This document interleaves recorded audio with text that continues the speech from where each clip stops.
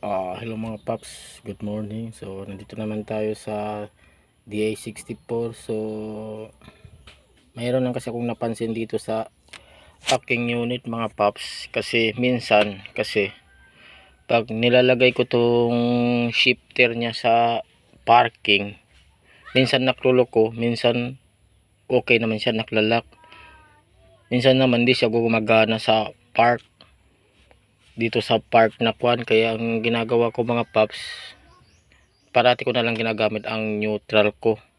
So katulad nito, so check natin.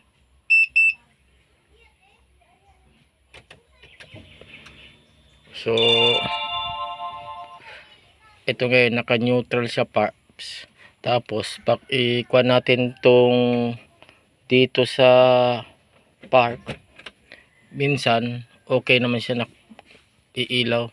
Tapos minsan nawawala, hindi siya naklalak. So minsan din dito din sa neutral,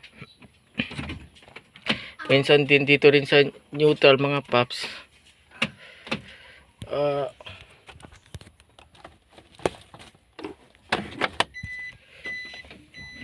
minsan din dito din sa neutral na position, naklulok ko rin siya. So upon checking pala mga paps, wala na pala siyang bushing dito sa may ibaba paps, yung sa shifter cable niya.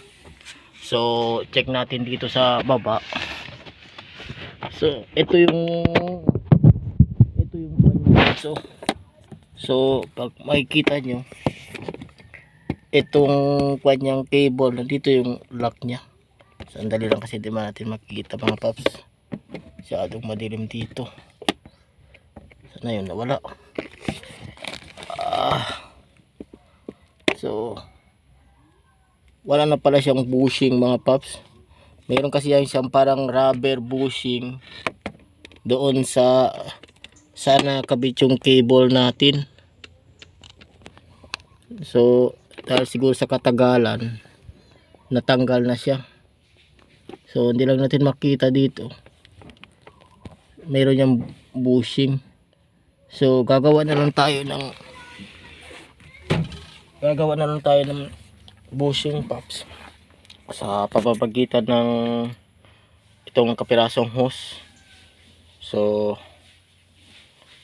babalik tayo ulit para makita nyo ng kung paano natin ginawa.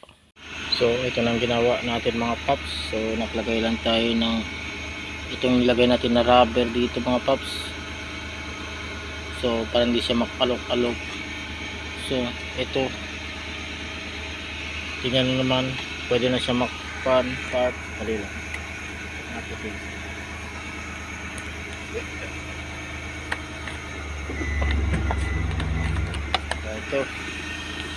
so ito okay na siya paps. So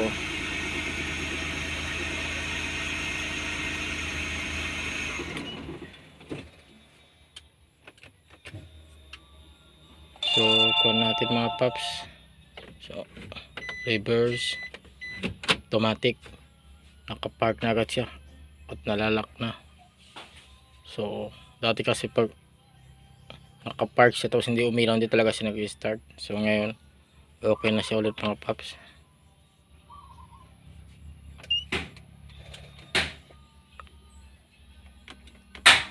Kapark na siya. So yun lang mga paps.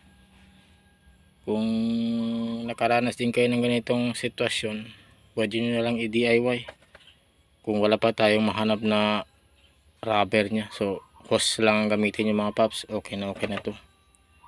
Hanggang dito lang paps, salamat.